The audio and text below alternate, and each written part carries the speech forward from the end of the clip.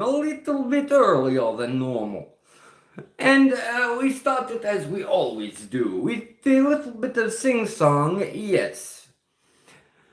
I drive a broke down rig on me by Dodge with 40 foot of overload. People say that I'm crazy, cause I don't know how to take it slow. I got a broomstick on the throttle, I got it opened up and he'll ride down.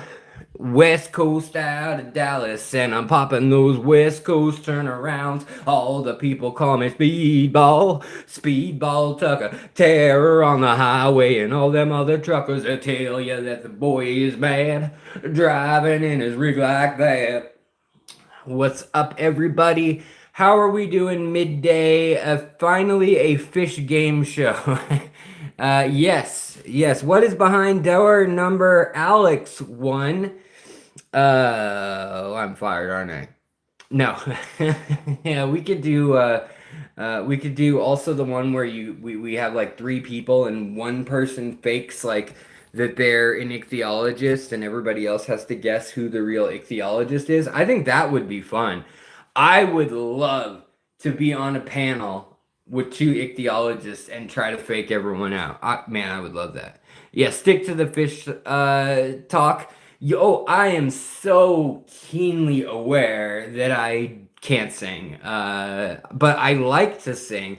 I want to play music, um, as an intro in every episode, and I always have music. It's such a part of my life. Music. But because of the copyright thing, like they'll kill your live stream. They'll just take it down right there. How am I feeling? I've had better days. I'm not gonna lie. I'm kind of rough today. I'm excited to chat about fish. I might do a stream tonight as well.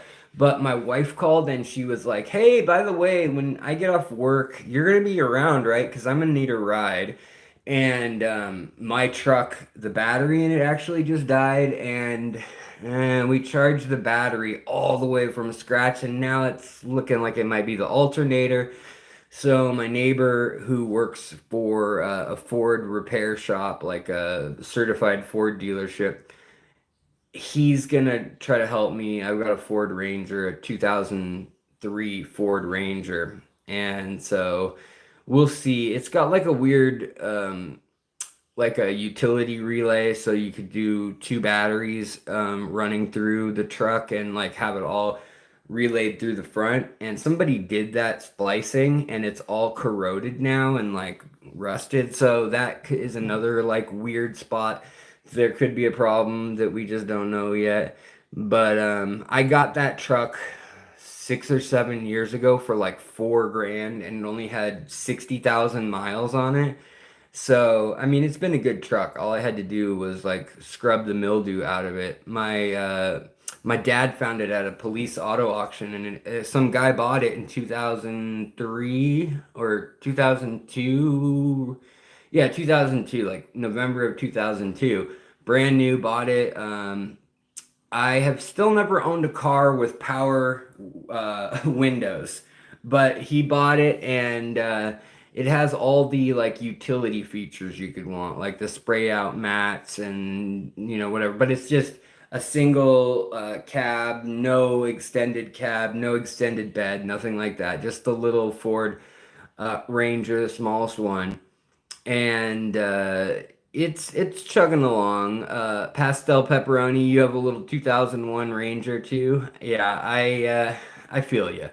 Uh, Nirvana Aquatic says, the Discord bot didn't push the notifications about our live this time.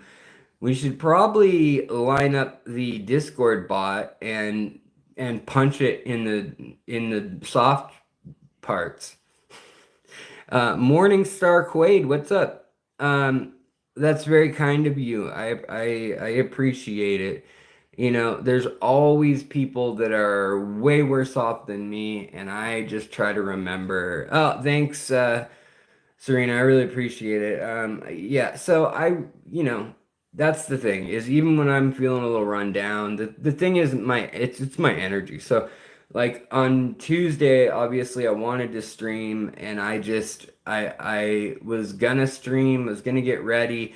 Then something came up. My my truck battery actually died, and we jumped it, and that was all good.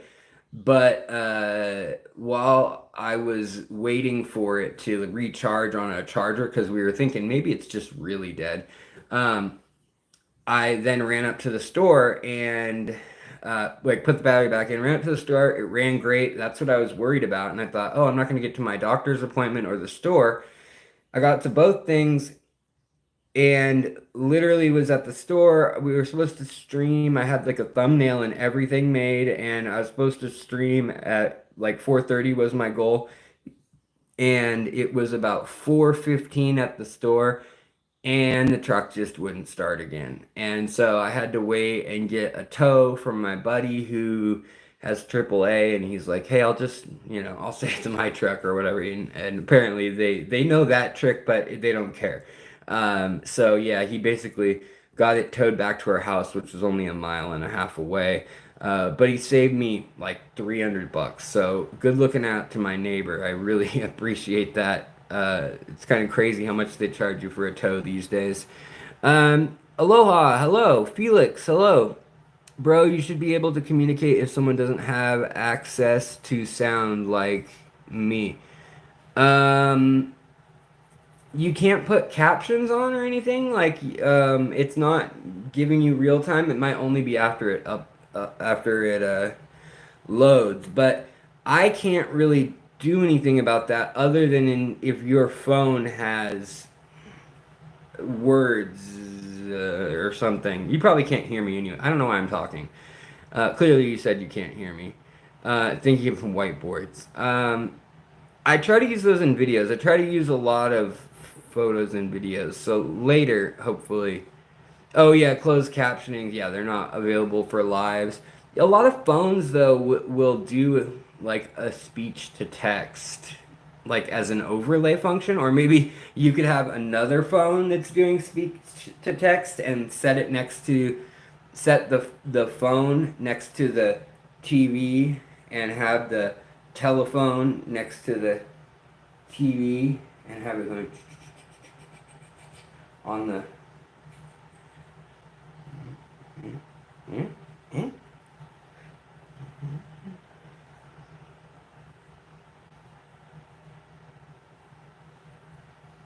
Okay. Anyways, hey, Beast from Meese. Yeah, I figured my wife needs a ride later. I didn't know if it was going to make me late for my live stream. And also, a lot of folks, yeah, are either on the East Coast, have like a different time zone, they're out in Europe, they're in Australia, whatever it may be. It just doesn't work out when I usually stream. So I figured I'd just stream a little earlier today and see what everybody was up to and see how everybody's doing. It's good to see everybody. I have a question that well, I also, has anybody ever gotten aqua soil on their hands? I was crumbling like this and this aqua soil, and I literally made like a dust out of it, but I literally ground a callus onto my finger. I did between that and the flu ball bug bites. And I literally, yeah, I literally got a callus on my finger. Very awkward. 5 a.m. in Australia, so this is a much better time. Yeah, if you like early mornings, right? Or if you're up all night. It's the clay in the soil. Yeah, I know, because I'm like scrubbing and scrubbing and scrubbing, and it just won't come off ever since had to make that last tank. Uh, we should, let's see here. Aquatic Moose says we make a channel for fish support where we support Alex supporting us. Oh wait, it's the like button. Yeah. Oh yeah, double tap for a thumbs up like button. That's how you can help me. I appreciate it. Yeah, rubbing alcohol didn't even work. Watch. It's wild. Am I a mutant? I might be a mutant, ladies and gentlemen. I might be a mutant. So I got 70% rubbing alcohol, and I can like stick my thumb. Oh, that was dumb. That was dumb.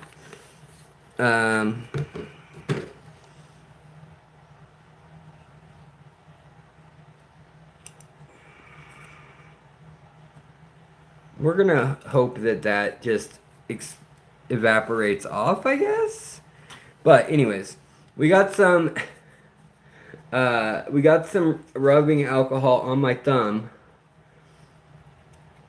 And even when I use a napkin,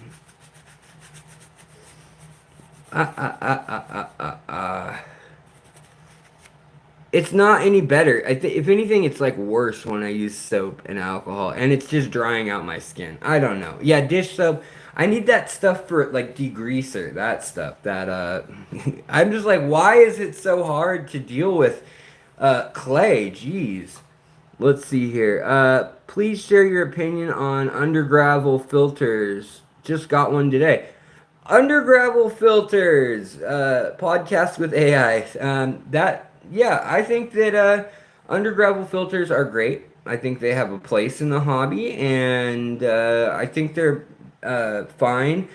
They keep the soil very oxygenated, and I think if you're gonna do it, you probably want to gravel vac. So you probably want to actually pull the mulm up. So it's not the best long term for building an ecosystem with like predicting the mulm breaking down and trying to get an anoxic layer or trying to get like layers of nutrients that stratifies due to fungus and bacteria and all that. That not so much, but it does keep, things oxygenated. It keeps the plants growing well.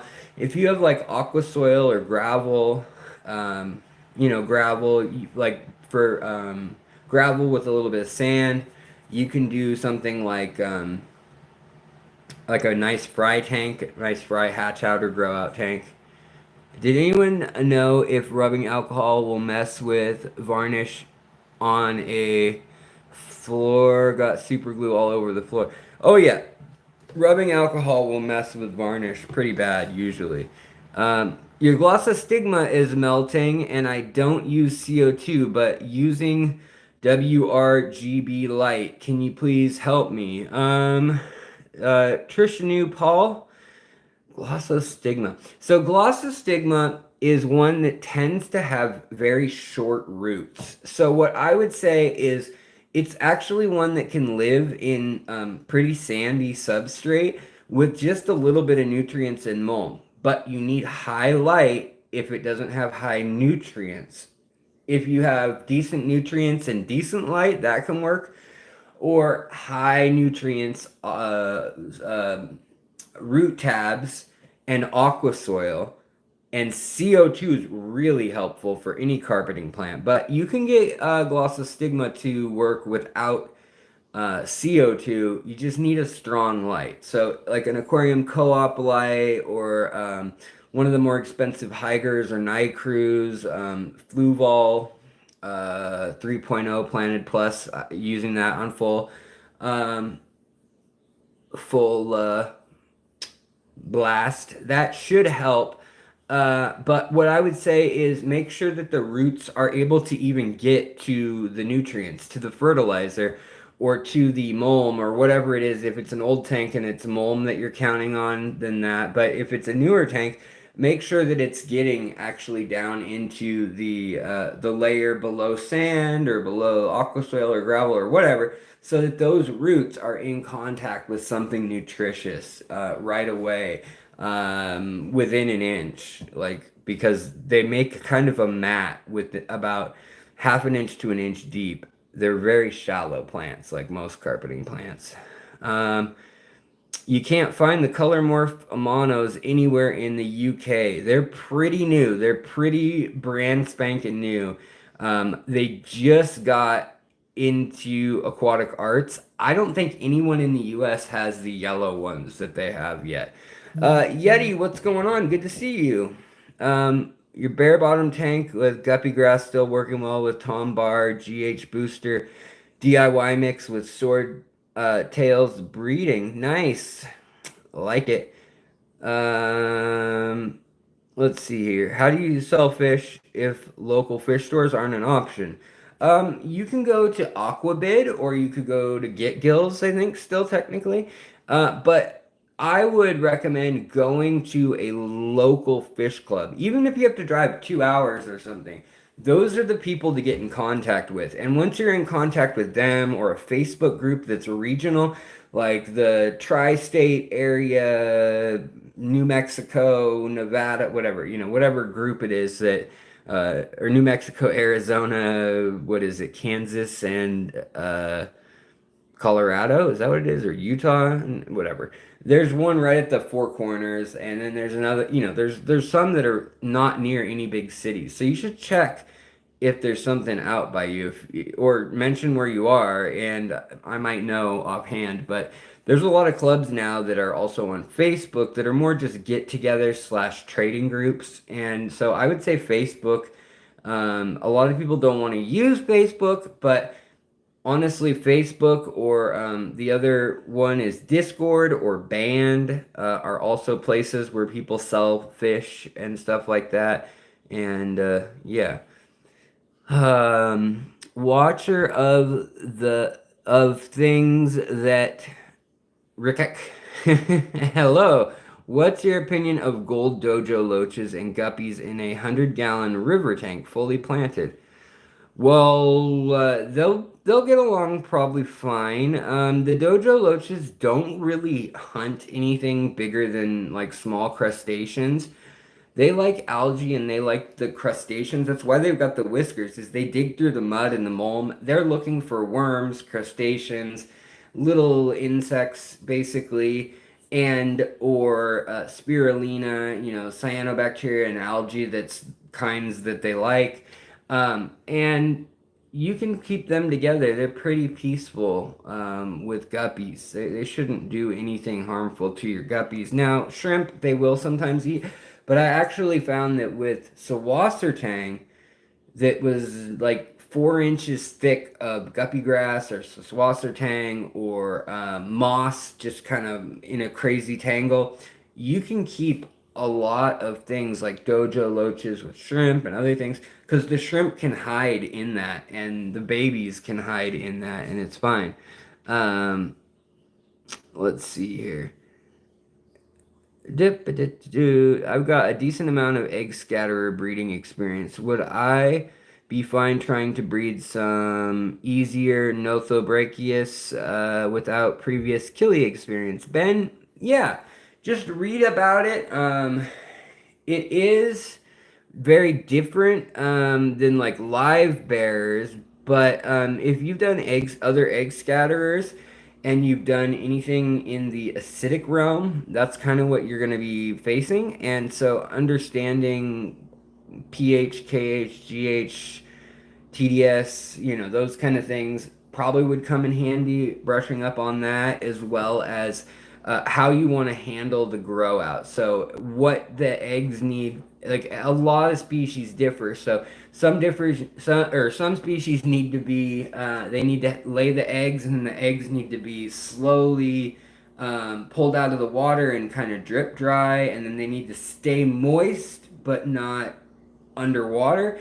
Others need to dry out completely, and then there's some that can just stay underwater and hatch right away. So just do your research on whatever it is you're trying to breed.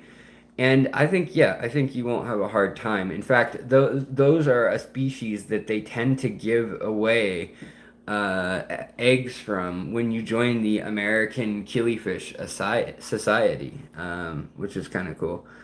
Uh, yep, double tap the screen to make a difference in the quality of the day. Thank you so kindly. I do appreciate that greatly. GG1, hey Alex, my pygmy corridors are always laying flat eggs. Any idea why? I don't have this problem with C. habrosus that are in the same tank. That sounds to me like you don't have a male. It sounds like those are non-fertilized eggs. How long are they lasting? Do they last?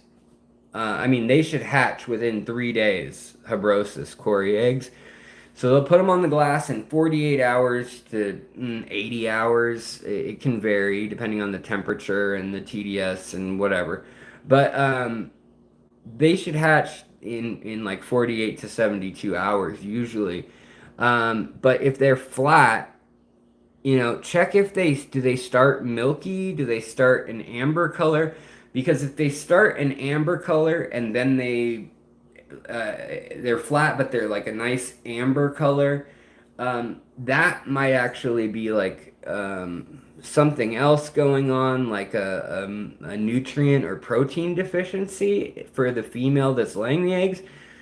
But what's more common would be that the males aren't fertilizing it, or there isn't a male in there, and that the eggs are going to be like a clear to a foggy white or a whitish clear color, rather than like a nice amber to golden color. So like right before you see the eyes and the spine, like within 24 hours, the egg should be at least this color, if not more golden, with most Cory species.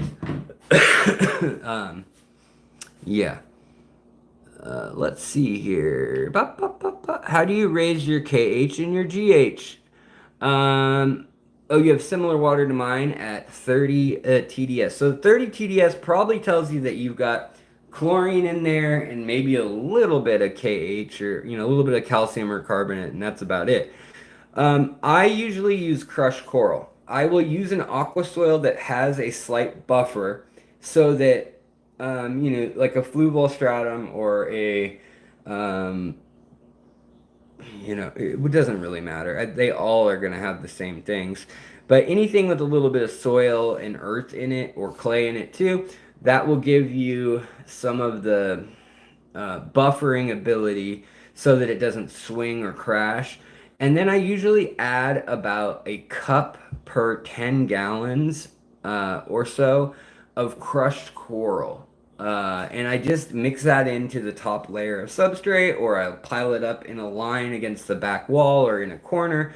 Or you can even put it in a filter media bag in the filter, and that will harden your tank as well as bring the acidity. It will reduce the acidity, but bring the pH up into the alkaline range. So that's one thing you can do. Botanicals will make your tank a little bit harder, but they'll make your water more acidic.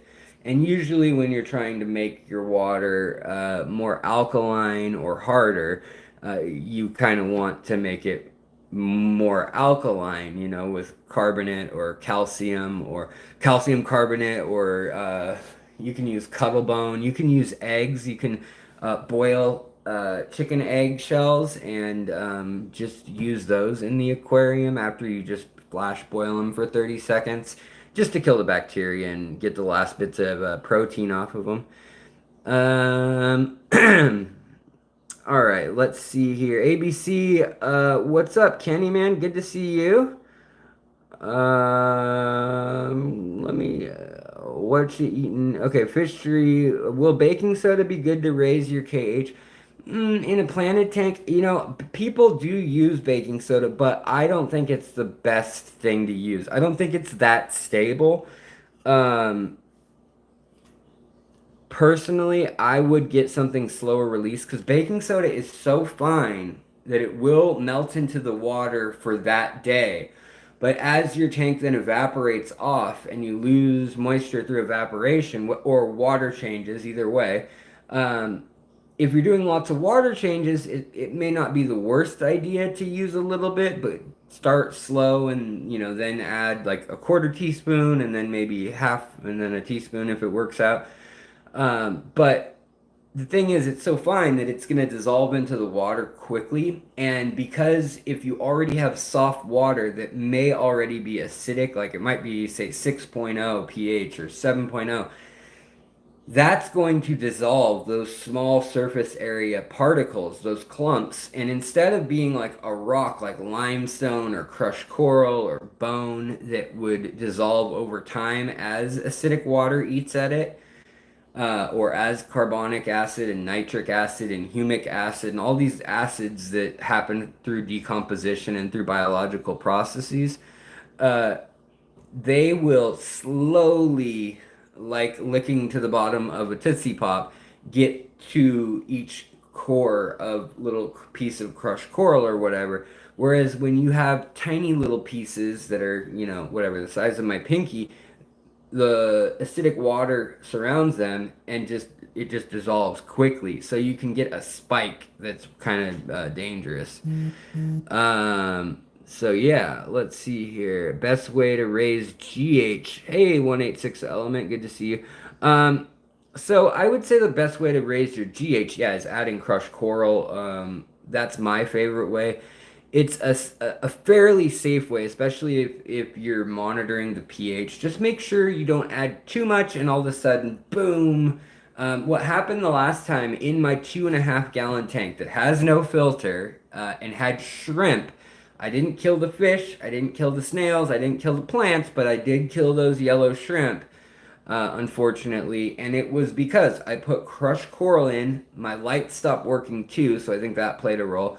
Oxygen probably went down because of all the duckweed, but beyond all that, the pH, the water got very, very hard. Like it went from barely registering on the test strips all the way to the max category in a day. So do be careful. Just like with, for instance, the instant black water kits that are out there, like alder cones. If you have a small tank, 2.5 or 5 gallons or 3 gallons, and you add like 10 of those little tiny alder cones, 10 of them would crash your tank most likely and kill your fish or snails at least or shrimp because it's too much too fast. Which yeah, which is kind of wild. Um, let's see here. AquaPros has a video on easy DIY buffering for live bears. He uses salt and baking soda. Yeah, so for live bears, if you're starting with like neutral water, that's a lot easier too than if you're starting like with me. Like my water coming out of the tap will sit and then drop all the way down to like 5.5 or 6 pH if I just let it do its thing, which is way too low to then just add crushed coral because it will just crash. Now, this tank has an interesting thing going on right now. I just wanted to show you guys real quick. So this is the big, the tank that has my crazy hybrid Anubias, which is the Cophifolia, and the Fraseri, which are both Barteri, I believe. Anubias. But also in here, we've got all these algae eaters, and I'm hoping that there's enough food for them on the glass. Like, it's really only kind of growing here and a little bit over here. But some of these guys are looking not super skinny, but they're just not looking as fat as they used to. And so I'm a little worried. But moreover, what I wanted to show you is this kind of weird thing that's going on. So look at the aqua soil and substrate. This is all mulm that has fallen in this tank, like from them going to the bathroom and feeding and just, it doing its thing. Well, I don't have many shrimp in here anymore. Wow, that one's actually really fat. That one is fat. Okay, well, maybe some of them are fat. These guys, not as much. But that guy is fat. This guy is fat. But anyways, back to this. Look at this. It's like fungi in the mulm, and it's making it like honeycomb, which is kind of freaky looking. I haven't ever seen it do that with the white fungi on top and then the mycelia growing across it like a blanket. I'm letting it do its thing for now because the fish don't seem to care and they're going down there and picking at it. And so I don't think it's super harmful because it's not hurting. Like none of them have died or, been acting sick. But it is weird. Also in here, look at this. Last week we did an update, but here we've got the new generation of the males. Looking beautiful, trying to kind of recreate the colors of the dad. I don't care about the pattern of the dad so much, but I do want those colors. And I think we're getting even better color combos. And look at these striped tiger pattern. Look at that. That is pretty intense. On this one too.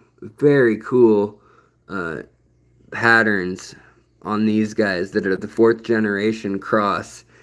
And then, so we got 1, 2, 3. And then the females of fourth generation females, they look like this. So they've got black with a little bit of yellow or green in their coat, I guess you'd call it. So kind of cool. Yeah, there, that one you can kind of see its tail pattern. Whereas the females from third generation are there. Females from second generation, they look like this one here. That's a male. But they look kind of like that. And the originals look like this, with the kind of whiter color. So I put the Amano shrimp in here, and we've got some of them doing their thing. So these are the ones I just unboxed. And these are the lemon Amano. Well, there's the lemon Amano right in the corner there. Look at it. It's so cool. And they're in there with the snowballs. So there's a snowball and there's a lemon. And those lemon ones are like really yellow. It's really cool. I've never seen a mono shrimp so colorful. So I'm curious to see, are they going to get as big as most Amano shrimp tend to? Like, are we going to have shrimp that are yay big in a few months? What's going to happen? I don't know. But I'm curious, and, you know, we're going to find out. We're going to find out. Who that? Who that? Let's see here. My wife has decorated for Halloween. We've got all the ghoulies and goblins and ghosts. Ghosts, goblins, run amok. And then we've got the skeletons in the yard, and the skeleton on the door, and a skeleton, and a bat, and a bat, and a bat. This bat had gotten into an accident. And a pumpkin eating food. And Nightmare Before Christmas stuff. I don't actually like Nightmare Before Christmas. Gasp. I'm going to get disowned by you guys probably. Then we got these when we were in, when I was looking for Ameca Splendens. This little girl in a village that was like 12 or 13 was making these. And then these are like just tourist tchotchkes. This is another one that was actually painted by a guy at a stand. Anyways, let's go look at the live bears. Nano Aquarium guy, good to see you. Ashley Morales, the advice on breeding crebenses, albino cichlids. Watch my video on crebensis, breeding crebensis and giving them a happy place and all that. So here's one of the orange survivors. There are a few. There's another one, two over there. There are 4 survivors. And that's all she wrote. 4 survivors from the crash tank. So sad. You know, crebensis are kind of similar to a lot of other cichlids and things. You know, small cichlids, dwarf cichlids. They're probably the easiest cichlid I've ever spawned, to be frank. They just have babies all the time. As long as you give them okay water. Keep the nitrates pretty low. I've noticed that helps quite a bit. So here we've got a little male. You got the McMastereye, which is pretty similar to the crebensis. Here we've got the female doing her thing. They still haven't bred, and so I've been letting the water evaporate. I'm going to add probably this much water, cooler water, low TDS, and try to get them to like fake wet season it. And see if these gobies do anything too, because I think I have a female and a male of them, but there's like no info on them. There's not even Latin names out for whatever those are. I got them from Moonlight Aquatics. Also, my Beta Maha Chiensis females, the babies, they've grown up pretty good size. So they're there. Here's a male. There's more males up top behind all that junk in there. And there's another male right here. But they're just cruising, doing their thing, looking pretty. And I'll see, you know, when they breed. And I've got my betta compuncta. I still need to get him a new female. I don't know where I'm ever going to do that. But I will eventually. And then I don't think I told you guys, but I did some serious hunting through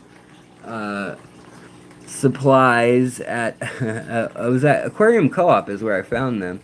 But I got some of my favorite little scarlet badis. Oops, sorry guys. Scarlet badis, and I think we got 2 females and a male.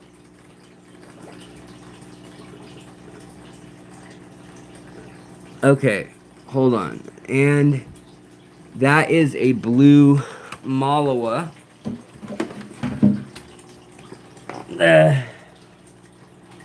Right here on the glass, that's a blue Malawa or a purple Malawa even maybe.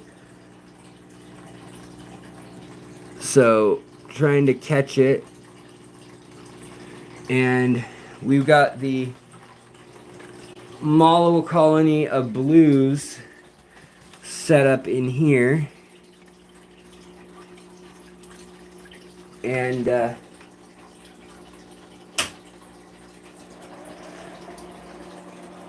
let's see here. There's just a normal kind of clear blue one, but we'll try to show you some of the actual blue morph. Let's see here. So they're making a return. I just had to get back into the cycle of working on them. The blue Malawas. Lots of babies being born in here right now too. There's little babies all over. So I'm hopeful. Some of them aren't that blue anymore. Like this one's got yellow and blue because I think the females just tend to do that. But yeah, there are a few in here, like over in this corner, that are just a really nice blue still. So I kind of had to resurrect the line a little bit and work on it all over again, which is a bummer. Like, it's a lot of work. There's some blue females with their saddles. There's a baby that I don't know if it's going to be blue, but we'll find out. So, yeah, we're working on it. And in general, I've been trying to get my Malawa shrimp to reproduce. So I got some in here. Actually, that one is very blue. Where did it go?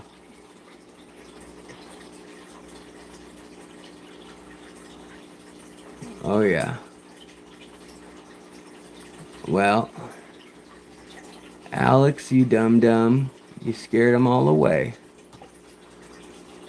Scared them all away. All away. Alright, let's see, did we get... Oh no, there's the blue one. There we go. That's the blue guy we need. Right in here. Where is he? I lost track of him, guys. Do you see him? Am I holding him? Is he even in? I don't think they're the green ones. No, I don't think I have them. Where the heck is it? I've got greens. Did that blue one go that we just were looking at? Sneaky. Sneaky. Oh wait. Oh no, that's a green one. Yeah, I don't know. Obviously, too hard to do one-handed, holding a camera in the other hand. But there is one that looks pretty darn blue, because the genetics of what I saved are everything blue, and they're in here with these blue-green neocaridina. And some of them are pretty blue, some of them are not. And then I've also got another tank of them right here. Another tank of them up in here. Up there. And then we've got the tank right here that looks like there's nobody home, but they're all just at the surface. They're all just pew, zooming around. And you know what's weird is like I haven't seen hardly any red survivors of my old colony when I had the red ones and the blue ones and the yellow ones all kind of separated. Here's a blue one, right? Oh, no. But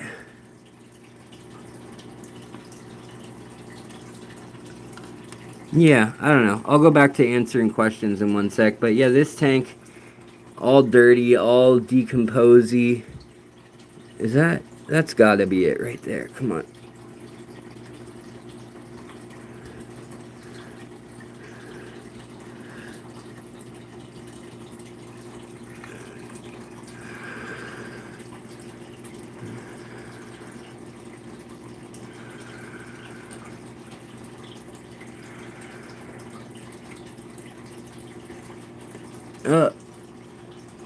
I'm just having bad luck with this today. I just can't catch anybody that I want. Just terrible luck. But what's cool, so Malawa shrimp, and this is what I was wondering about those Amanos, was like, are they just living in hard pH and that's why they have the colors they do? Because Malawa will turn like this, stop it, phone. Like that. That's the closest to the reds that I have. And they only form... Oh, here we go.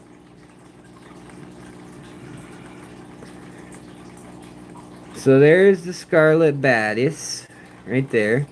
Little boy. Now let's see if we can find the ladies. And then I'll get back to your questions. But... in here we've got the live bearers, and we've got chili rasboras living in hard water, which I just wanted to see if I could get them to be as colorful. And I think the answer is yes.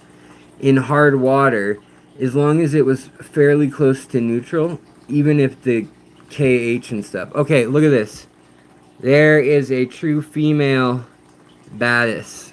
Scarlet badis female right there.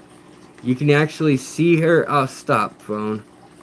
You can actually see her eggs. That yellowy.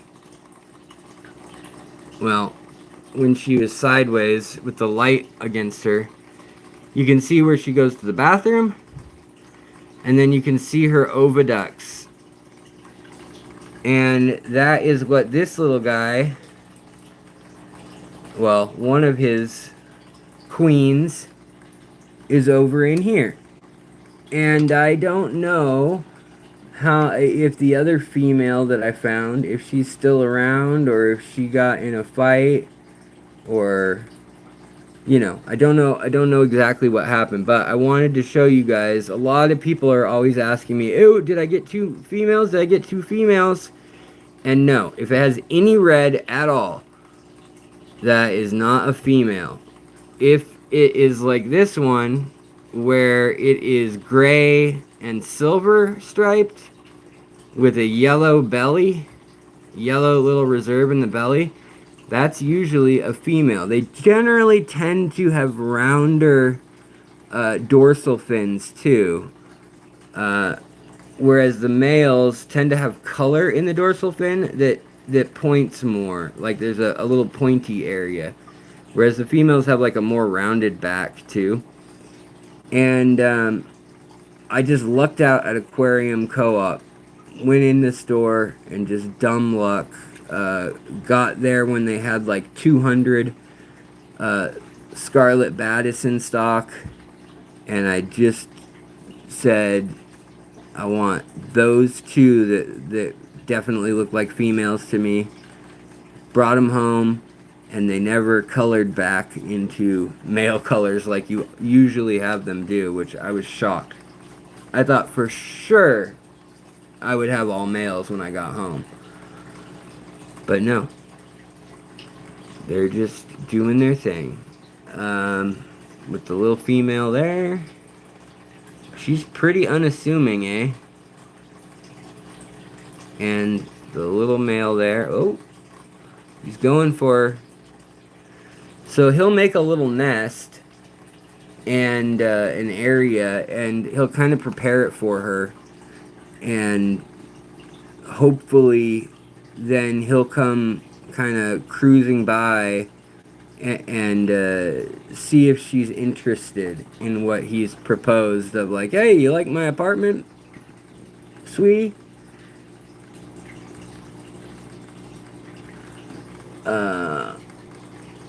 And she'll either go, yeah, that's rad, I love it, or say, nope, try again.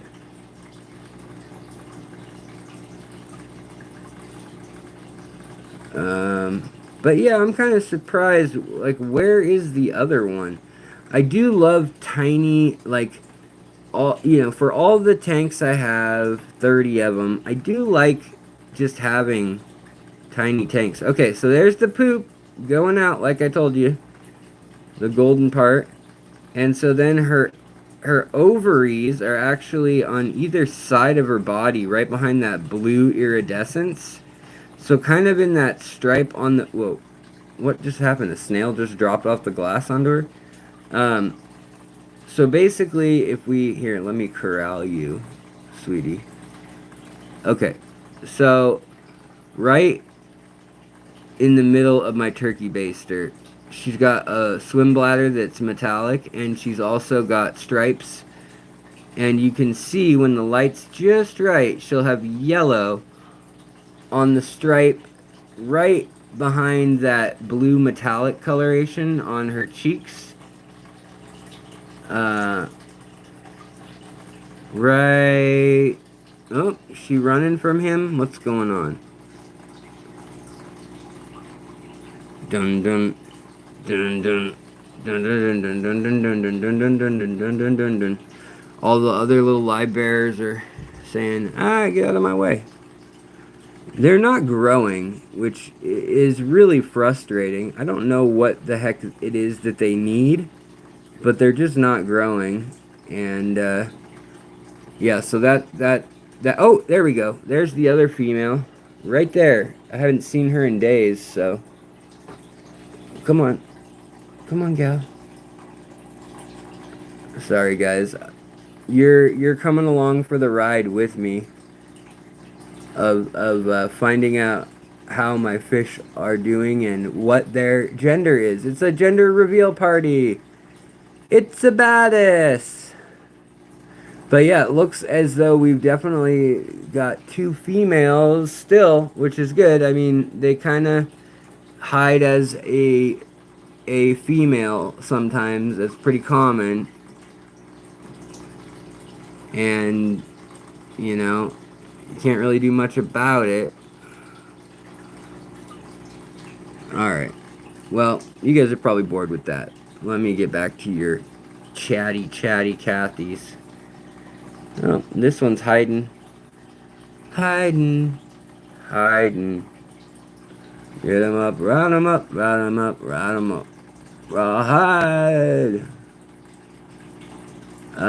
But yeah, this is also harder water. And there's also planaria. Ew, planaria. So, I've been working on getting more and more fish in the fish room to eat planaria. Most fish do not really like planaria naturally. They just don't want it. They'd rather eat anything else you have to offer them than planaria. But once they get used to it. Hey, we got some new fry, guys. Got some new beta imbolus fry, it looks like. Let's see here. What do we got going on? Yep. So there's the beta imbolus daddy. Here's another baby. There's another baby against the window. There's another baby. There's another baby. So we got a good number of... I mean, they're probably a month or two old, actually, but... babies making their debut. Hold on. That's not fun. That's not a good view. You guys deserve better than that view. There we go. There's a view. And also the goodyids. They're so goodyied. Doing so goodyied. He's so feisty. I don't know what his deal is. But he doesn't bug like the little... You know, he doesn't bug the little goby.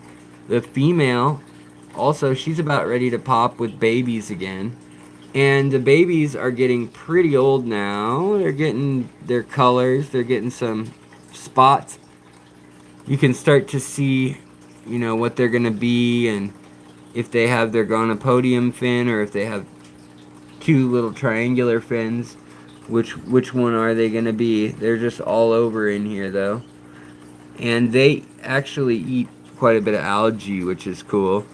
They'll even eat this like really tough algae. This stuff, the like Claudophora algae, they seem to eat.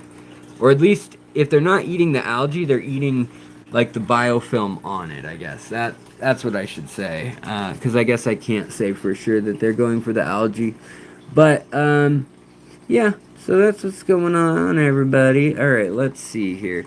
Let's go to the chat. I'm going to jump all the way to the bottom so we're live. Oh, somebody, just for being at the live at this time slot. Thanks, Alex. Hey, well, you are very welcome. Kent, AJ, DK, sir. Appreciate it. And for me, with Achilles plus Epistos, you often get used to easily producing fry, so you start being sloppy of maintenance. That's common when you get tired of breeding fish. After a year at... Yeah, for sure. That's part of my problem right now, for sure, is these fish are all just breeding. And, like, they're in naturalistic tanks, which is great and all, and they're getting live food and infusoria, and you know, they're living a good life, for the most part, I would say. And then up here, you know, we've got the live scud tanks. And we feed right here. These guys eat all the scuds live. The little gobies. Oh, did he get one?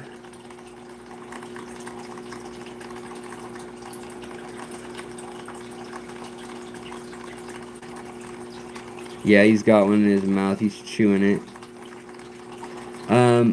But, you know, if he has like 5 scuds a day, the color he gets, the orange he gets, is so much better than if he only eats 1 or 2 scuds in a day. And if he eats like 15 or 20 scuds, oh, yeah. That's the winning, that's the winning amount right there. He's just funny, though. I love these little gobies. So I put the turkey baster of all the dirty water back up in here. These are tanks that are essentially, they are eutrophic, kinda. But they don't have any...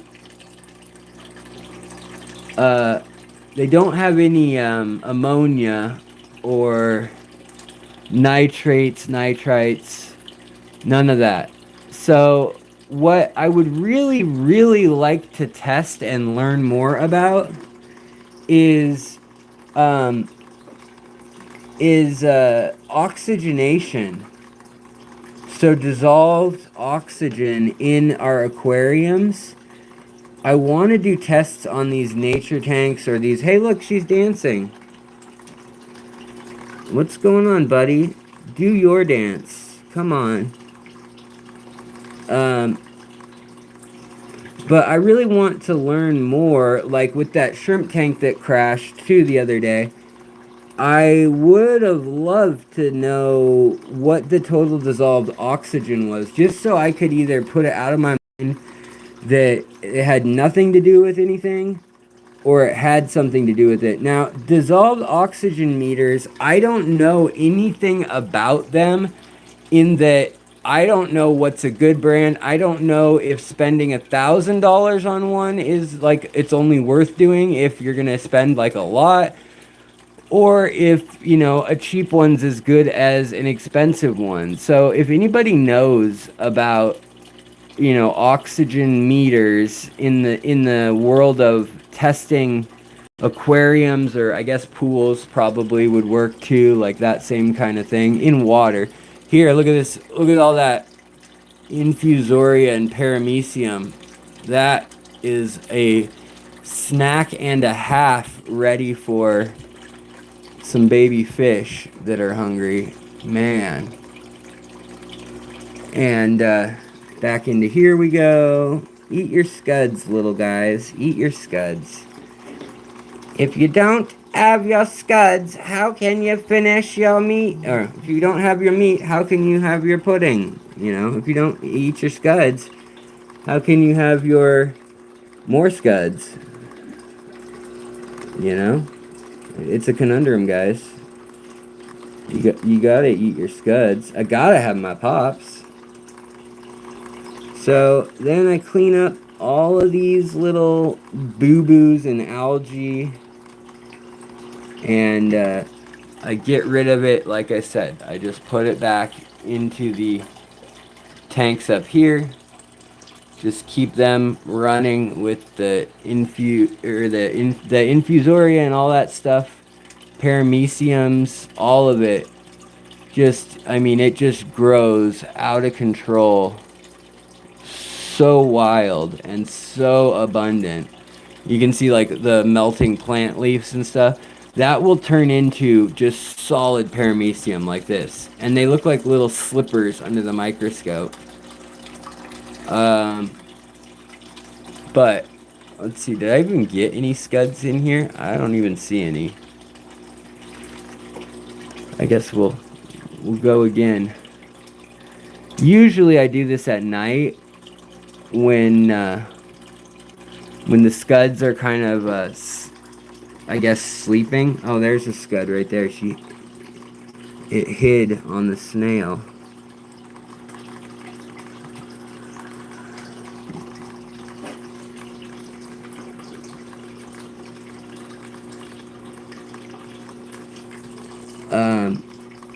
But yeah, it's way easier to feed and everything when they are asleep first, because you just turn the light on and all the scuds just kind of rush from the surface down and up, and they kind of do these like back and forth, back and forth, back and forth kind of things.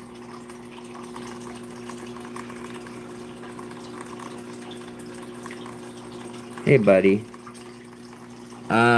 Yeah, the McMasterI Apistos, they don't even care. They're so friendly about the turkey baster and everything. They just don't care what I'm doing anymore. They know that they're good boys. A good boy and girl. They're gonna get their food. Eat the scud. Ding dong. Nom nom nom nom nom nom nom. So, something else I could show you guys now too. Hey, Spider Lady, how are you doing? Miss Hissy Fit, hello, Prue Prue. So, are there any planaria showing or showing off in here yet? Usually there's actually quite a few planaria in this tank. This tank is the total eutrophic water. It smells bad, it smells swampy, it looks milky, it would bubble if there was any air in it probably. I mean, like it would be foamy looking. It's like an inch away from being completely kaput and just disgusting. But all this water lettuce grows at an incredible rate. Like this water lettuce grows so fast. Also, guys, in the ongoing saga of El Crabo, we've got all this claudiphora in here now because of El Crabo. His messing with the tank here and making a mess of the tank and just moving things around and hunting the fish and like hiding down here, and then like he'll try to grab one and it just scares the fish. The fish all move stuff around. The catfish, the cories, and the checkerboards move everything around in the corners. Danios are up high. They move around the algae here, and that dumb, stupid crab, a panther crab, is still behind this rock. And he got out of that tank. He's behind the rock. Also, look at this molly, by the way, guys. We got a wild molly here. Look at that male. He's so pretty. Well, he was. They get kind of shy. But today, they get their natural sunlight for the day right now. So they're doing their little flicker in the sun. And there's something really magical. So see how they look in the sun. And I'm going to tell you a story that I have video of. So there's the male that leads all the females. And, they're looking a little thin. I'm going to try to feed them a different diet. Because right now I've been giving them spirulina. I've been giving them the algae that's in their tank. And they just don't seem to like the algae in their tank. But wild Liberty mollies are supposed to eat like nothing but algae and microcrustaceans that live in the algae, basically. And I just don't know what I'm doing wrong.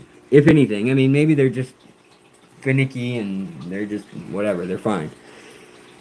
But yeah. So the way they shimmer, kind of cool, and they do something when you watch them in the wild. So if you have them all lined up in a creek in the morning, like with the sun coming through, so the sun rays coming through and hitting just the tank, right? Or in the wild, it would be a creek. And they just like line up, and all the males will stay just out of sight. So see how the purple doesn't really glow on these guys unless they're turned sideways to the light? Well, they all line up like not glowing, and then all the males turn, and one by one they go and they swim forward, and then they get back to the group. One goes, and then they go back to the group, and the females will be like off to the side, like over in the corner, just like staring and watching. And it's very interesting. It's very interesting to see. Now, I don't know why this little swordtail is so shy. We got a female here, and we've got a big old male here, and a big male here, and then we got this beautiful female who's like ready to blow, but I have not yet seen any baby swordtails. Let me make sure I'm not lying. No baby swordtails still. But they're still chilling in here with the Kalitawas and the Rasbora hets and the Malawa shrimp, and now they're in here with the Amano shrimp too, because I was hoping maybe to clean up some of that algae, like maintain the algae and the hairgrass, but have them be the little groundskeepers. But as soon as I put the Amano in here, they just, I mean, the orange ones and the originals, they just hit the deck. They just disappeared completely. And because this was a carpeted tank completely, and it had high light, look at all this mulm that's built up right here. over the last 2.5 years now, almost 3 years. But all this hair grass that was a continuous carpet, it hasn't had enough light. Oh, there's a shrimp right there. There's one of the orange ones. But it hasn't had enough light oomph, and I think the nutrients is fine in the soil, but all the grass is coming up in these plugs, and it's actually it's dislodging itself, and I keep trying to push it back down in, but it don't want to go. It's hard to re-anchor carpeting plants like that without doing a dry start and then flooding it. But yeah, it's just kind of interesting to have watched this tank. It's a very I don't know, all my tanks I guess I find interesting, but I would love to get a dissolved oxygen reader and be able to know, like, is that mulm actually anoxic, or is it truly below, like, wherever you see a little bit of orange rusty color, only there? And also, you know, what's the bottom of a hang off the back that's just at the end of its filtration life, that's just a slow drip? What does that look like as far as the O2, the dissolved oxygen goes like? And I don't know. I'd love to know, but I need to know more about what I would need in the way of a dissolved oxygen tester. All right, guys. Hey, fishy folks. Hey there, my fish tank aquatics. Andrew Dang, I'm so envious. I miss keeping Shellies. I love Shellies. Fishery, how do you feel about those co-op sponge filter lift tubes? Are they angled shape? I don't know. I'd love, yet again, another reason I would love to have one of those dissolved oxygen readers would be so that I could compare, like, does a hang off the back tank mean that or hang off the back filter versus the sponge filter aerate the tank the same? Also, the other one that I want to know is, like, when you have so much duckweed or salvinia or water lettuce, does it matter? And I mean, I know it does. It says in literature that you shouldn't have more than 75% of the surface area covered,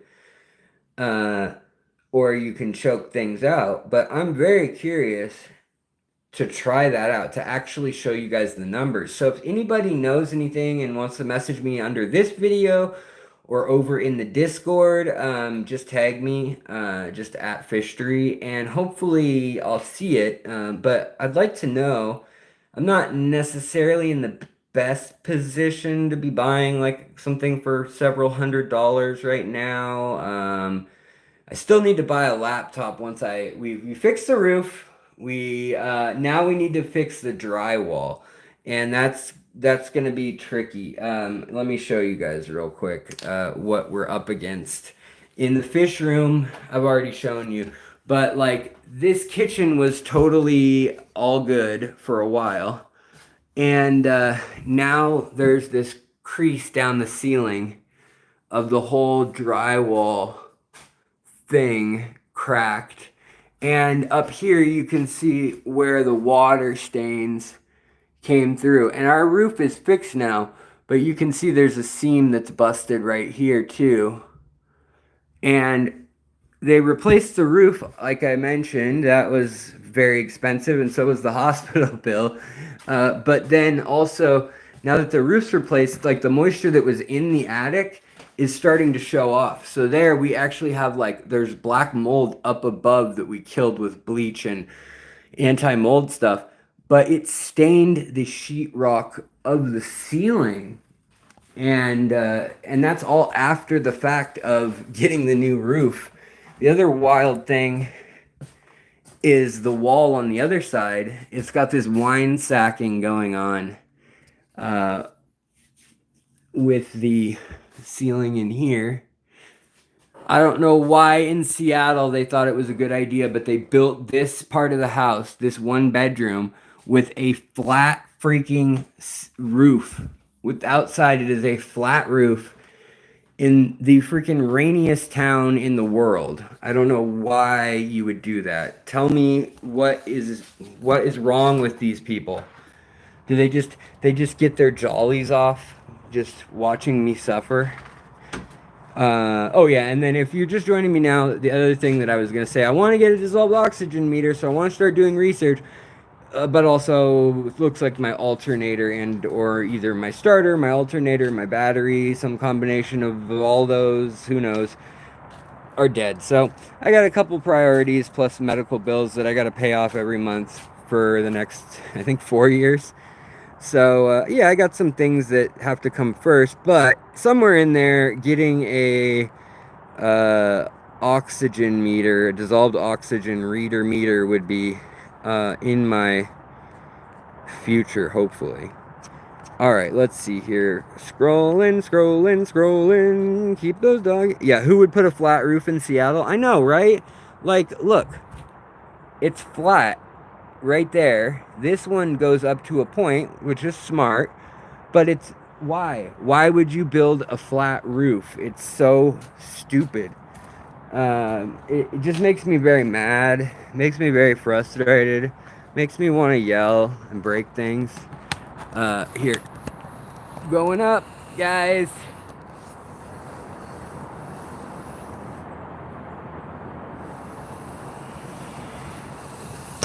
I don't know if you saw anything or if I went high enough or whatever, but that's all you get. So let's see here. Yeah, I haven't done yet a detailed comparison. My Jeff Lit filter from Swiss Tropicals, but the holes in that are really fine too, and widening them makes biofilm worse. Oh, interesting. Uh, Casarina pods are fantastic in shrimp and fry tanks or with scuds. Yeah, they love those things. Any of those pods that are substantial definitely are good. Flatter than a planaria. Oh yeah, roof cam. The roof is on. Just flat. It's just flat. The roof is flat. That's what it is. Tiger. Tiger Boken. Hello. Hadouken. Hadouken. So, you guys remember earlier when I tried to clean my thumb of that stuff and then I opened a new soda right as the stream started, but I tried to clean my thumb and I was really dumb and I put rubbing alcohol on my thumb and then it exploded out of the container and went into my soda. So now I have a soda with rubbing alcohol in it. That's fun. Why is my nose red? My nose, do I have like a zit on it? My nose is red. Rudolph the Red-Nosed Alex had a very red nose, and if you ever saw him, Fishcapades, glad to see you too. Andrew Fishman, hello. Hello! The entire universe is flat. I don't know. Maybe. Oh, you got your Tiger Endlers today. Right on. Congrats. I'm happy for you. Um,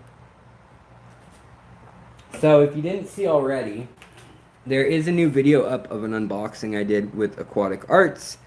There's a discount code that's good for y'all.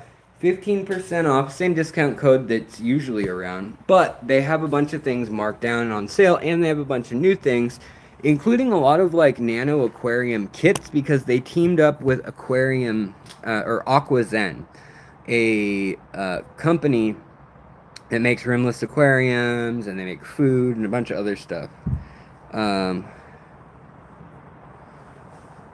Oh yeah, Aquatic Moose. The DIY fish food me and Koro made looks just like that stuff. Interesting. Maybe they stole it from you. Dehydrated fish food jello. Has anyone kept the least killies? I've been thinking about putting them in a 2.5 gallon. They will eat baby Neocaridina shrimp. I know it seems impossible that their mouth would do that, but they're kind of savage for like tiny, tiny little fish. They actually will rip like the legs off and then, the half of the fish and then they'll eat the whole thing of the brand new babies. But I think after about maybe 4 to 6 weeks, the fry are of the shrimp are too big to be eaten. So you could do that, but you'd want to give them hiding spots for like the size of maybe a 1/4 inch and smaller, so that they can hide in there and get away from all of that. Aquatic arts must be poaching all your brilliant ideas, hiding under your bed. Yeah, could be. Philip Skipper. What's up, Skipper? Coro, what's up? Uh, let's see here.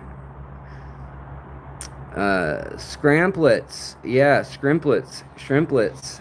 Simplets. Hey, Moose, I have a guest bedroom. Now, come visit me. Money for fun. Love, love, love, love. What up, homie? Hove Aquatics, heyo, House Pisces. Absolute Andrew loved to study their little soap operas. I know. Love watching the little fish and shrimp and watching what they do with their little world. Yeah, I like bigger fish too, but I mean, with the exception of how cichlids kind of take care of their young, and maybe how some bluegills and stuff like territorially go nuts over like or like pumpkin seed fish, leposomas. You know, other than the sunfish, I'm not always that big of a fan of like bigger fish or mean fish like piranhas and stuff. They're pretty, I think they're cool fish, but they just take up a lot of space. And it's amazing what you can find and what you can unfold. Like this whole storyline and world that you add context to as you understand what's going on in the nano size tanks. So I love that is the thing that's caught on so much these days. Archangel 88, best all around beta medicine. I would say, honestly, aldercone. No, well, let me take that back. Catappa leaves, honestly. Tannins in the water. And the thing is, they're going to get biofilm growing on that then will grow on them. That's like they want to rub against, that's soothing to them on their slime coat. But then also, it will lower the pH, which they also enjoy, and it will have like probiotics and things like that growing on the leaves. Plus, it will provide food, which helps a sick betta or an injured betta. So honestly, like making a blackwater situation is pretty powerful medicine. Just in that the pH drops, the ammonia is less deadly. Then they don't need to worry a ton about ammonia being bettas. They'll breathe from the air if you know it hurts their little gills to breathe. You got a 5 foot, 220 gallon. What should I put in it? Hoved Aquatics. Oh man, yeah, that would be cool to put native fish like rainbow daces and rainbow shiners, or like bluefin killies at the top, and then maybe some rainbow shiners, and then stone rollers with the rainbow shiners. Man, that could be a cool tank. Or you could do like Sawilia, Borneo, and Kalimantan, or Indonesian, like Papua New Guinea, Indonesia area. And you could do some pretty cool stuff with like the new assorted Borneo loaches that don't even have names yet and stuff like that. And you could have a bunch of them with like a power head to make it like a river scene. But the best thing you could probably do in that tank, realistically, at 5 foot, 220 gallon, is probably an assorted like Central American cichlids or African cichlids if you want bang for your buck, and really do a crazy beautiful rockscape or background. Universal Rock has the vinyl ones and the, like molded ones that they do that look pretty cool. But you could also do like just like a massive, Venezuelan or Brazilian, Peruvian biotope, and have earth eaters and angelfish something like that. That would be pretty cool too. And a bunch of schools of little tetras of some kind with some cories and a few plecos. I mean, that's can't lose with that. I think you were swinging me into microfish, smaller side of the aquarium hobby. Yeah, I'll do that. So a lot of people say, they get turned to the dark side, or however you want to say it. Once you go black, you can't go back. Well, once you go black water, you won't, or once you go nano, what rhymes, guys? Once you go nano, play the piano. That brilliant. Um, have I tried the yeast sugar DIY CO2 system? Fluval makes one that is yeast sugar DIY, but I've heard that actually it's still from people on Reddit that I last looked about 6 months ago. They were saying that if you use gelatin or agar, and suspend the citric acid and yeast, sugar, however, I don't remember what the ratio or parts are, but they basically bound it in a gelatin matrix so that it wasn't just a liquid dripping. It lasted a lot longer and it controlled the reaction a lot better. And so I can't, what do they call it? Lemon something? It's not lemon tech. That's something completely different. It has a name though that somebody coined it, and I can't remember what it's called. But like the gelatin release method or something like that, or gelatin control release.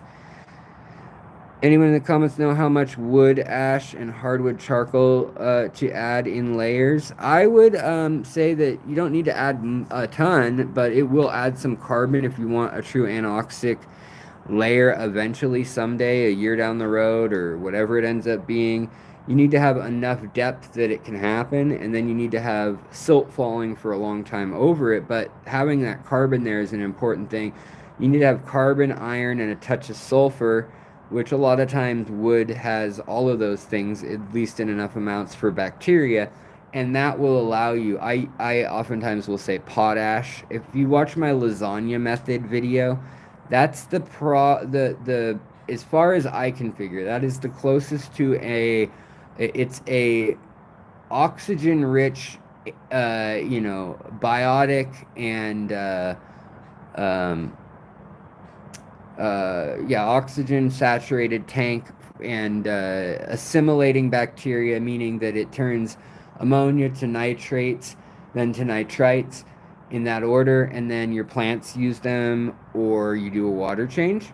The layered tank method or lasagna method, I like that the most, using aqua soil. You can use dirt too, but I think the aqua soil works great, lasts a good 4 or 5 years the way I've set those up, and it works pretty good with the lava rock. Also has the trace elements you're looking for in combination with using the wood ash and or potash, or you could use biochar, anything like that. But anyhow, I think that's a good way to do it. I've got a 15-minute video that's just how to do it, and then I also have a whole 45-minute video. And on the Discord, if you want to become a member on our Discord, which is now up and live, hooray, it's up and live. And guys, the Discord, I know there's rules up and stuff. Serena and I, we just wanted to have something up, so we kind of stole and edited slightly some rules. And if there's something that the whole community doesn't like, if someone's really seeing something that they're not enjoying, or they want to change, you can bring it up to me. Maybe don't put it on blast on there, but message me or whatever, and we can figure out something. If other people are concerned about the same thing, or if people say, I'm all for freedom of speech, but I also want it to be a safe and civil place where people of all ages and all backgrounds can be on there. And so that's why there's a rant section where you can get as political, freedom of speech, doing whatever you want there. But I don't want to be butting heads over something like the election, for instance, when really at the end of the day, like, we're not going to get anything done for helping fish, for teaching each other how to keep fish better, how to enjoy keeping fish more, if we're fighting over those kind of things or if there's any drama. And so far, there's been no drama, so that is great. Let's see here. Mick says, Alex, Tasha's Pond asking, have you seen the neon hill stream loaches? There's a few available in Vancouver, and they really want, but they're expensive. My last hill stream did not survive. I'm hesitant. Neon hill stream loaches, not like glow light, right? I hadn't seen those. If those are a thing, wouldn't surprise me. Haven't seen those though. But I would say I have seen the brightly colored tail fins. I've seen the Bloody Marys that have the red on them. I've seen a lot of the different colors coming out: purple, red, blue, yellow. There's some incredible ones coming out, and they are very expensive. They like oxygenated water. They like water changes, and they like biofilm. They're a tricky one to keep looking their tip-top shape. A large tank really does help. Nibbly Nubbles, I like that name. Look up the video where Alex is collecting fish in Florida in the wild. Yeah, I have a couple videos like that if you're interested. What annoys me is that a lot of people on the internet, what's it called? Bass Productions or Florida Bass Production. I don't know what it's called. I can't remember the exact name of his channel. But he's like, look at these fish I found in an abandoned parking lot. And there's like a mormarid and there's like a puffer and like, I mean, the stuff he's pulling out is like stuff that would not live like an hour in that water. And clearly they're already having a hard time. And he's like, oh, we better get this in a tub or a tank. It's like, you just went and bought cool, rare, oddball fish and you just threw them in a ditch. I've been all over Florida. There's lots of stuff you find, but there's a limit. There's, red-tailed catfish, sure, that might show up. Ghost knife, sure, that might show up. Unusual mormarids, no. We can't even get them to breed in captivity. We don't understand it. They're not an invasive species or, a species that, whoa, we almost flipped upside down totally on the tripod. Today on As Our World Turns Upside Down, as the flip script turned around upside down, you have two setups. Ossia says, I have two setups that are Blackwater. Ghost wood continues to leach heavily. Yeah. Change a bit. The tea gets too dark to see certain livestock. I know. Kessel lights look so cool on Blackwater tanks. If I were a rich man, idle deedle idle deedle idle deedle idle dum, I would have a Kessel light. Have a Kessel light for me. I wouldn't have to work hard. Idle deedle idle deedle. Jeremy Fisher, how much wood ash and hardwood charcoal to add on top of lava rock within the lasagna method? I put it in the layer of the rock or right after it, right before the aqua soil usually, yeah, like you're saying. And Jeremy, I usually only do like a little layer, like some crumpled biochar or a little bit of potash from like a fire that I know what was burned in there. There's no pesticides, there's no fertilizers or anything like that that's gonna like crazy spike the ammonia. But wood ash on its own, it can have high amounts of the nitrogen compounds in it. So definitely test it first, like for ammonia and stuff. And it should be either under a cap or cycled first before you're putting everybody in. So hopefully that's the case. But yeah. Hey, yeah, Aquatic Moose knows what I said. Once you go nano, you never go piano. Once you go small, you need them all. That's what I decided it is. You never know what you'll see when you sit down and you watch a large nanotank. Yeah, that's true. Watch a presentation on darter speciation. Is there any other presentations primarily focused on North American natives? I've exhausted all your videos and I want my info. Yeah, there are, and uh, if you go to Noah, is it Noah? No, it might not be. No, what is it? Yeah, Noah. It's Noah Freshwater and Fisheries. They have a link to a bunch of different talks that have come out this year. I think there's at least six of them on there. I can try to find them after this stream and add them to the Discord later tonight, hopefully. But a lot of universities and fisheries departments, if you look at state by state and look for fisheries, Tennessee, the Tennessee Valley Authority, there's a lot of interesting groups at the state level that are putting out good info. And fishbase.de, I think it is. I think it's now on its German host. But anyways, if you search for fishbase.com, you'll find it. But I think it's fishbase.de Deutschland. But they have so much stuff. So if you want to learn about a specific darter or something, look it up by species or by the river or the lake that you're near or that you're curious about, and it'll pop up with all the other stuff in the area with if it has videos or people who did the research, then you can go click and trace that. And sometimes they'll have hosted videos on like dissertations that their grad students did and stuff like that.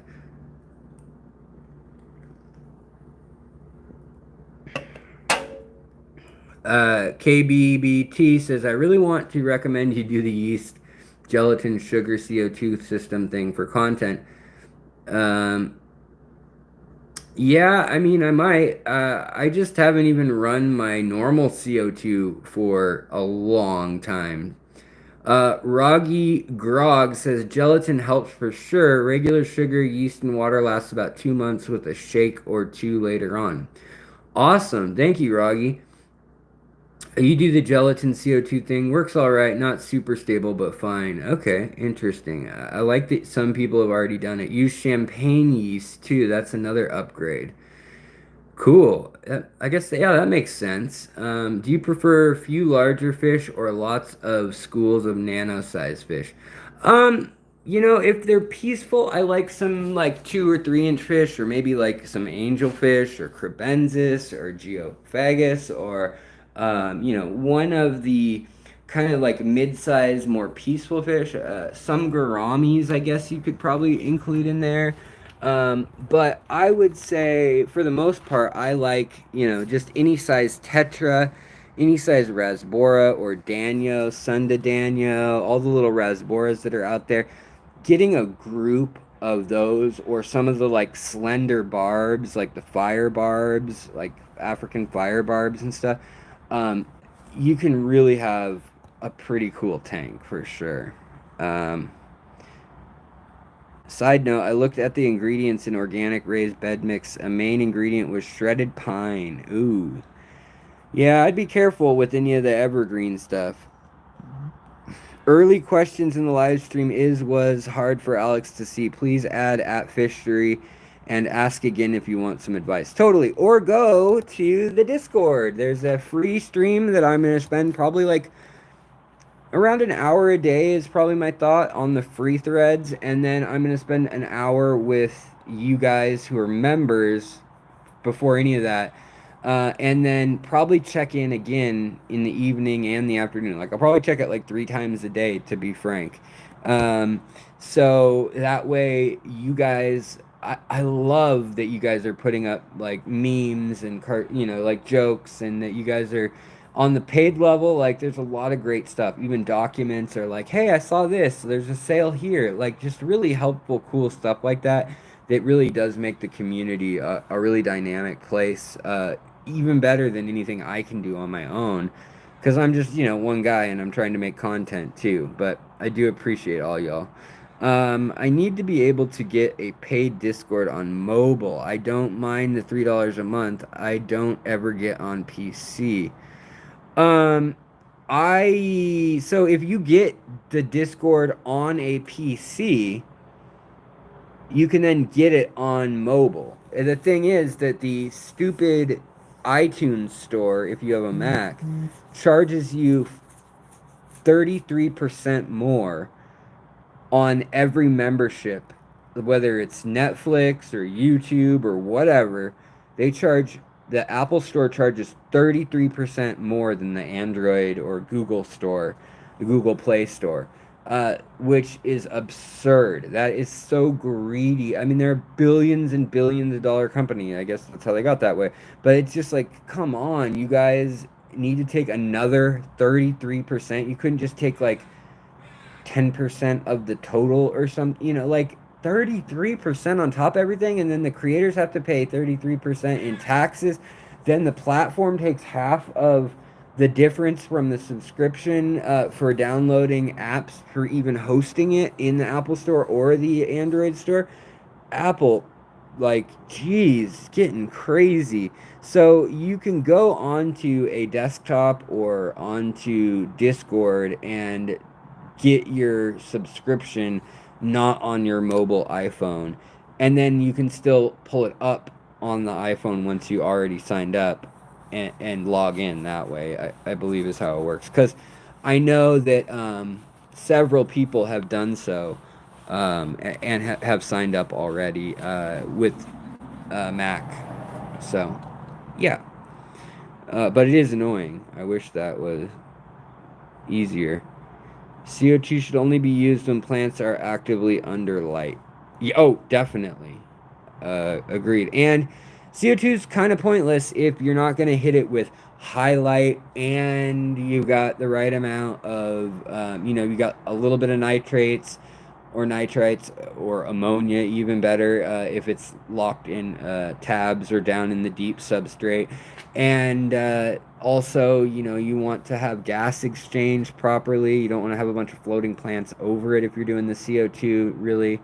Unless you're doing like Reiki fluitons or something like right around just part of it.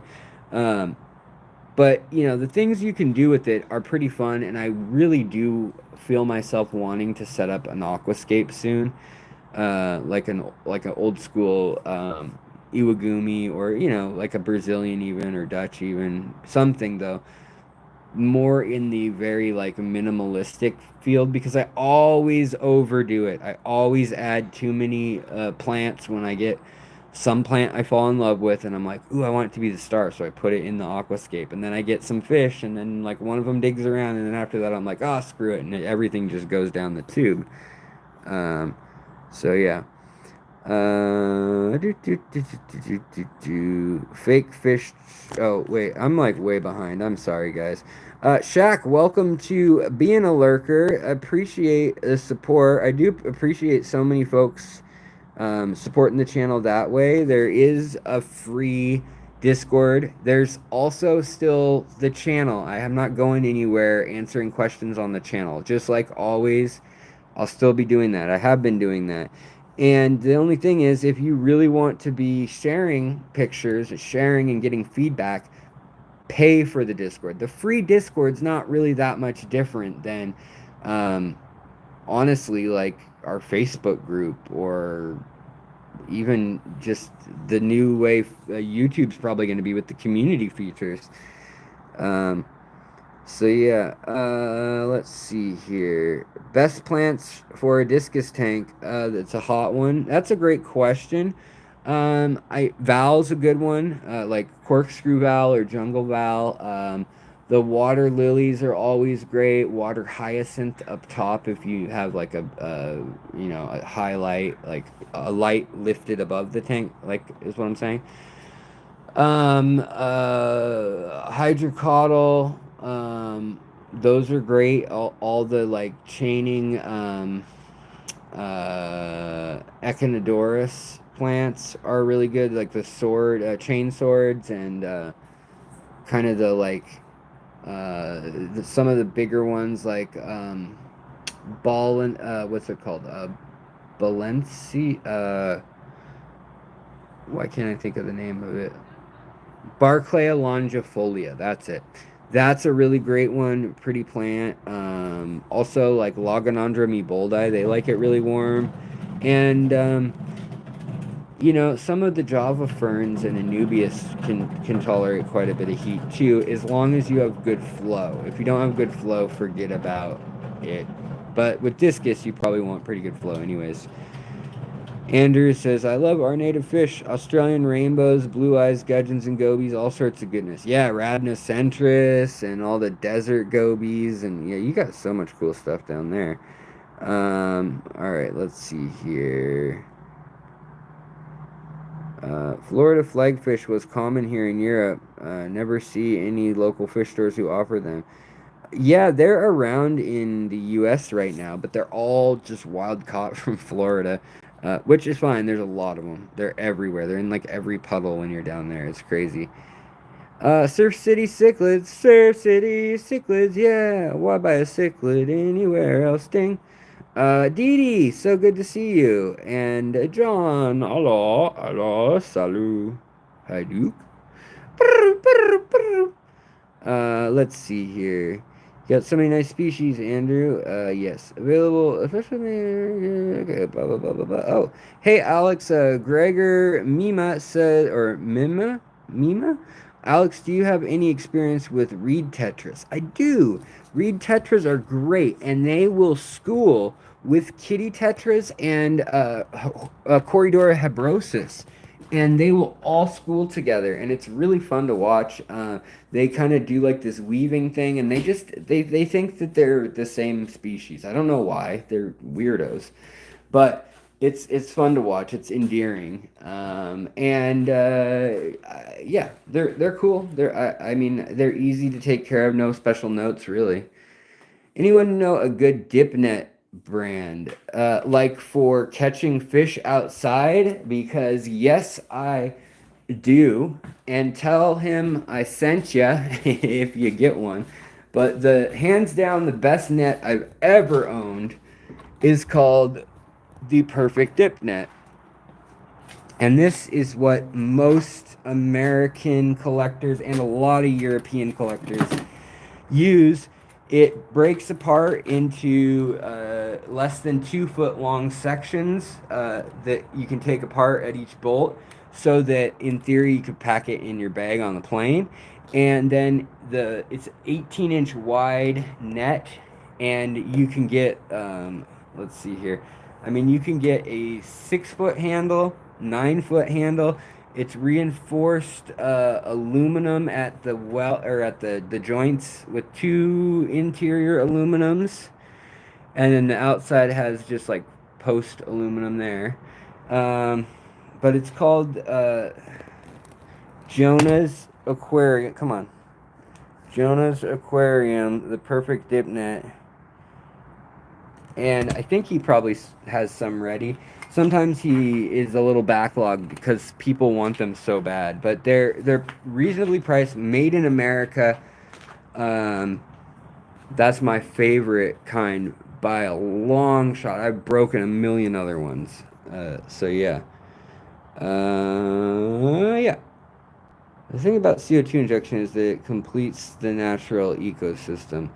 Kind of, I mean, but you don't have a natural ecosystem in your aquarium fully, in that we don't have the drainage of like marshes and swamps and the surrounding biotas and ecosystems and things like that. You also don't have, a rain cycle. You can do water changes and things like that, but you don't have a truly representative, ozone and atmosphere and fixation of nitrogen from lightning and phosphates coming in with rain as dust, and over time things decaying, from one element to another, and deposits of that in the earth, and streams and bedrock layers, and gas releasing, and there's so many crazy geological natural things that we can't replicate super well, but we can do a lot towards that. And the CO2, I agree, it is something that can help, but I don't know if I'd argue that it's like any more natural, because usually there shouldn't be super high CO2 in the water, unless you're in like a flooded forest or something, and there's like some beams of light coming through that allow it to grow. Like, You know, and it's got to be a massive volume of water though to really keep that clear. Otherwise, you just get algae and mulm. If you look at fish habitats all around the world, they're mostly algae, mulm, and dust and detritus and logs, you know. They're not even the beautiful plants that we see in like an aquascape. And it's usually 2 to 5 species. It's not like a dozen, except for in very rare cases, like in Florida, in the Blue Springs or the Yucatan Peninsula, or the blue holes and stuff like that. Um, but yeah, let's see here. UVB for fish. Yeah, it's good. It tans them. UVA, UVB. Um, where is the invite for the Discord, or what is the name? So you can look for Fishery, or you can go this video in the description of this video.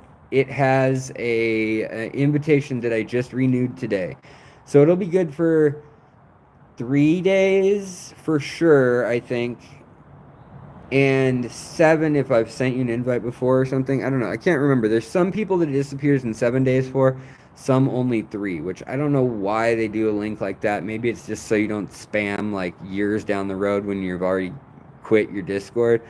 But it's really annoying. I wish they would just make a static link that always sends people there and lets them in. Maybe I can change that. I don't know. A good place to find aquascaping tools is the hardware store, says Daniel Ingalls. It's good to see you, Daniel. Happy you're here. It's good to see everybody. A little different crowd than normal because of the time, I think. But you got a pack of planting tweezers and rival the pro stuff for less than $7. Right on. Yeah. Let's see here. Boop, boop, boop. All right, guys. Well, I think I'm gonna sign off soon. We're almost going for 2 hours today, and I'm getting a little run down. A little run down. But maybe, baby, baby, you got the money, honey. I got the time.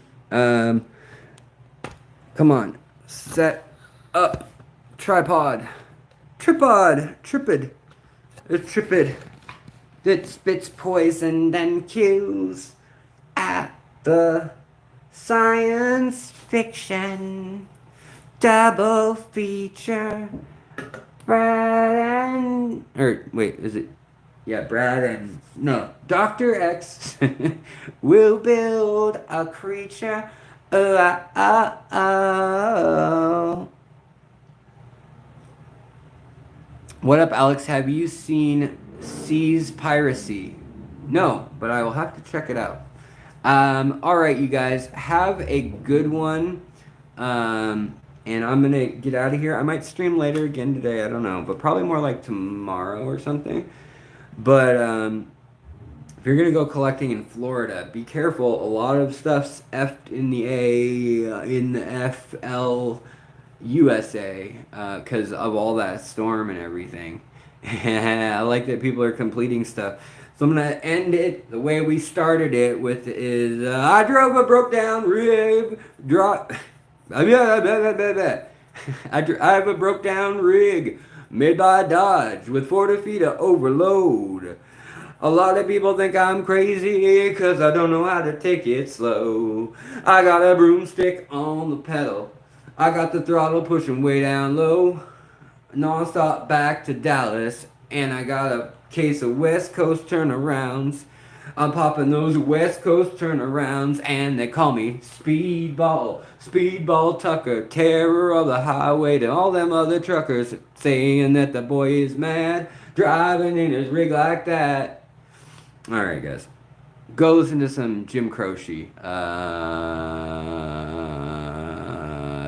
Yeah, vocal fry. Also, he has another song that goes.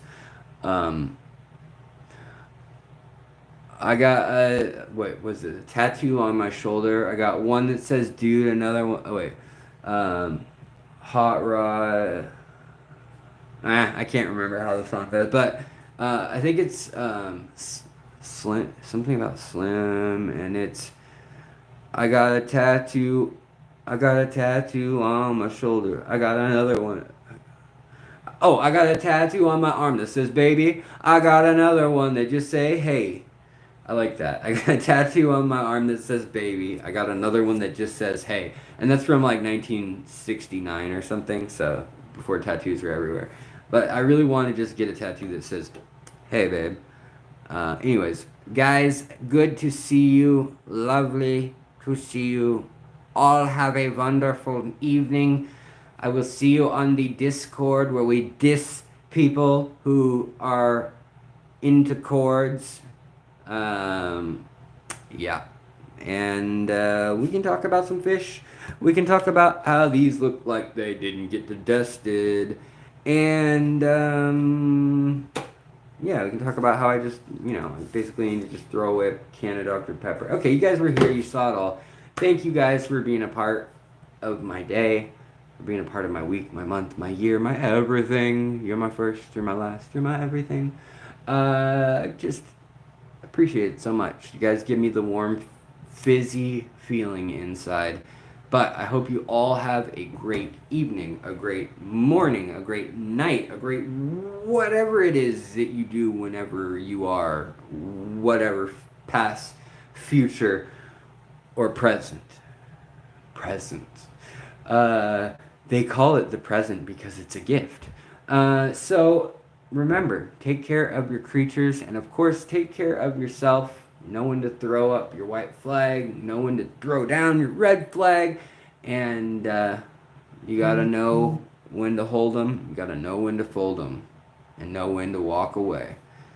Cheers. See you on Discord. Alright, pilgrims. See you over on Discord.